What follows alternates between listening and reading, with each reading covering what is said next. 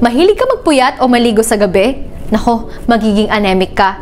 Char! Hi, I am Raven, one of the medical representatives of New Ant Doctor. So follow for more. Nako, hindi po totoo yun. Ang pagpupuyat at pagligo sa gabi ay hindi sanhi ng anemia. Ang anemia ay ang general term pag mababa ang pulang parte ng dugo at nakikita lamang ito sa complete blood count or CBC.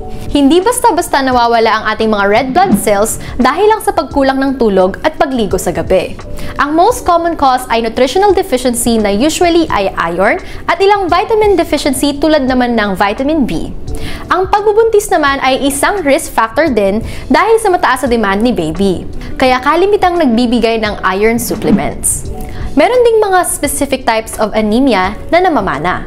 Pwede ring magka-anemia kapag nawawalan ng more than 150 ml ng dugo kada minuto sa kahit anong paraan. At pwede rin sa matagal na pagkakasakit tulad ng kidney failure, cancer, HIV or AIDS at iba pa. Mainam na magpa-check sa doktor para matukoy ang dahilan ng iyong anemia.